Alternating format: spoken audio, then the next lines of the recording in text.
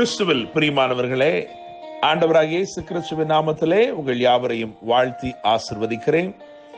இந்த நாளுக்கென்று தேவன் நமக்கு அருளி இருக்கும் ஜீவ வார்த்தை ஏசாயா தீர்க்க தரிசன புஸ்தகம் 60ஆம் அதிகாரம் 22வது வசனத்தில் இருக்கிறது. சின்னவன் 1000 சிறியவன் பலத்த ஜாதியுமாவான். கர்த்தராகிய நான் ஏற்ற காலத்திலே இதை தீவிரமாய் நடப்பிப்பேன். என கேட்கிற தேவனுடைய பிள்ளைகளே, கண் திறக்கப்பட்ட ஏசாயா தீர்க்கதரிசியின் மூலமாய் கர்த்தர் அருளின தீர்க்க தரிசன வார்த்தை தான் இன்றைக்கு நமக்கு உறுதிப்படுத்தி இருக்கிறார். எனவே இந்த நாளிலே நான் நம்புகிறேன், விசுவாசிக்கிறேன், ஒரு புதிய நிலைக்கு தேவன் உங்களை உயர்த்தி ஆசீர்வதிக்க விரும்புகிறார். உங்கள் மேன்மைக்கான ஏற்ற காலம் இதுவே. கிறிஸ்து இயேசு என்னும் மகிமையின் ஒளி உங்களிலே உதித்திருக்கிறபடியினால் நிச்சயமாய் நீங்கள் உயர்த்தப்படுவீர்கள். தேவனுடைய பிள்ளைகளே, 1000 என்று ஒரு நிலை இருக்கிறது என்று சொன்னால், அந்த நிலையிலே தேவன் இன்றைக்கு உங்களை நடத்தும்படிக்கு விரும்புகிறார். கர்த்தர் உங்களை பெருக பண்ணுகிற தேவனாகவே இருக்கிறார். உங்களை ஆசீர்வதிப்பதிலேயே பிரியமாய் இருக்கிற தேவனாய் இருக்கிறார். எனவே நிச்சயமாய் நான் நம்புகிறேன், கர்த்தர் இன்றைக்கு உங்களை 1000 பெருக பண்ணும் ஒரு நாளாய் இருக்கிறது. நீங்கள் வேதத்தை வாசித்து பார்க்கும் பொழுது 1000 என்னும் காரியங்கள் பல இடங்களிலே சொல்லப்பட்டிருந்தாலும் விசேஷமாய் 3 இடங்களை நாம் கவனிக்க நேரிடும். தேவனுடைய பிள்ளைகளே, முதலாவதாக உபாகமம் 1:11 கவனிக்கும் பொழுது அங்கே 1000 மடங்கு அதிகமான ஒரு ஆசீர்வாதம் சொல்லப்பட்டிருக்கிறது. உங்கள் பிதாக்களுக்கு தேவன் சொன்னபடியே உங்களை 1000 மடங்கு ஆசீர்வதிப்பாராக என்று அங்கு எழுதப்பட்டிருக்கிறது. இரண்டாவதாக எசேக்கியேல் 47ஆம் அதிகாரம் 3 முதல் 5 வரையுள்ள வசனங்களை வாசிக்கும் பொழுது பின்னும் 1000 முழங்களை அளந்தார் என்று சொல்லி ஒரு அனுபவத்திற்குள்ளே நடத்தப்படுகிற நிலை அங்கே எழுதப்பட்டிருக்கிறது. அதைத் தொடர்ந்து மூன்றாவதாக நியாயாதிபதிகளின் புஸ்தகம் 15ஆம் அதிகாரம் 14ஆம் வசனத்தை கவனிக்கும் பொழுது அங்கே ஆண்டவர் அபிஷேகித்த சிம்சோன் ஒரு பாதையிலே நடத்தப்படுகிறான். அவன் லேஹி வரைக்கும் வந்தபோது என்று எழுதியிருக்கிறது. லேஹி என்றால் thousands என்ற அர்த்தம், 1000 என்ற அர்த்தம்.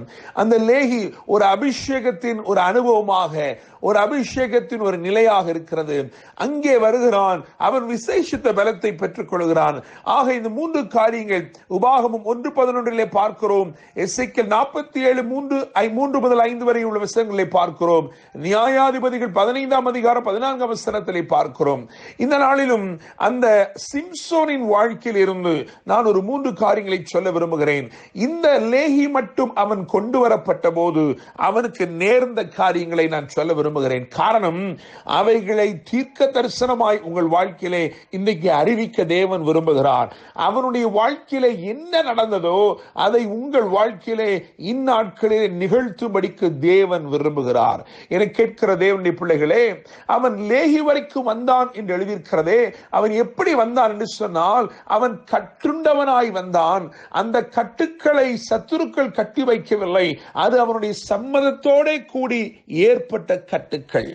சொந்த ஜனத்தாலே கட்டப்பட்டு, சொந்த ஜனத்தாலே நெருக்கப்பட்டு, சொந்த ஜனத்தாலே கைகள் கட்டப்பட்டு, புயங்கள் கட்டப்பட்டவனாய் ஒப்புக் கொடுக்கப்படுகிறான். அவனை பட்சிப்பவர்களிடத்திலே அவன் ஒப்புக் கொடுக்கப்படுகிறான். ஆனால் கர்த்தரோ அவன் மேல் நினைவாய் இருந்தபடினால் அவன் மேல் பலமாய் இறங்கினார் என்று எழுதியிருக்கிறது. என்னை கேட்கிற தேவனுடைய பிள்ளைகளே, உங்களை, உங்களுக்கு உறவினர்களே அல்லது நண்பர்களே, உங்களுக்கு நேசமானவர்களே, உங்களை சில சூழ்நிலைக்கு ஒப்புக் கொடுக்கும் காரியங்களை நான் பார்க்கிறேன். அப்படி இருக்கிற சூழ்நிலையிலும் பரிசுத்த தேவன் உங்கள் மேல் பலமாய் இறங்கி அந்த சூழ்நிலையிலே உங்கள் வாழ்க்கையில ஒரு பெரிய ஜெயத்தை கொடுக்க உண்மையுள்ளவராய் இருக்கிறார். தேவனுடைய பிள்ளைகளே, அங்கே எழுதியிருக்கிறது, சத்துருக்கள் அவனுக்கு விரோதமாய் ஆரவரித்தார்கள். கட்டப்பட்டிருக்கிற சிம்சோனை பார்த்து அவன் அடங்கிவிட்டான் என்று நினைத்து ஆரவரித்தார்கள் என்று எழுதியிருக்கிறது.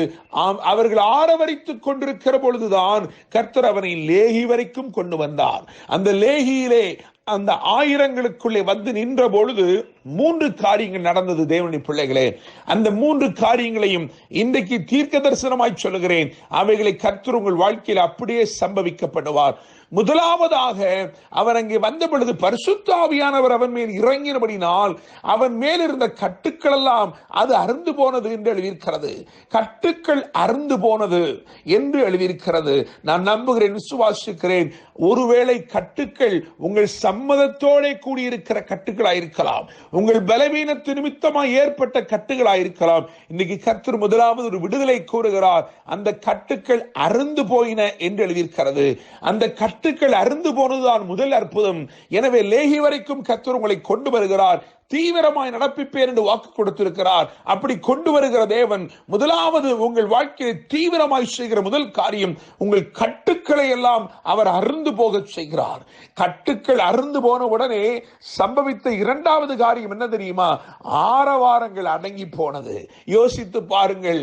அவன் கட்டுண்டவனாய் இருக்கிறான் என்பது நிமித்தமாக ஆரவரித்தவர்கள் இப்பொழுது அடங்கி போனார்கள். காரணம், அவர்களுக்கு தெரியும் அவனுடைய கட்டுக்கள் அவன் மேல் இல்லை என்று சொன்னால் அவன் கட்டுக்கடங்காதவனாய் இருப்பான்.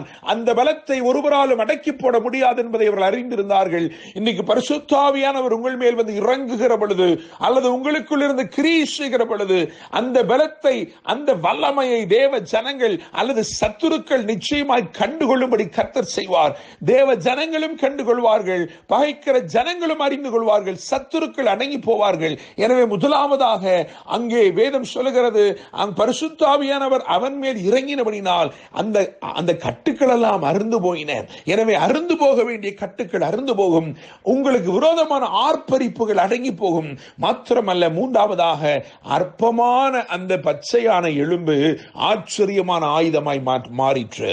என கேட்கிற தேவனுடைய பிள்ளைகளே, இன்றைக்கு கர்த்தர் உங்களை தீவிரமாய் நடத்த போகிறார்.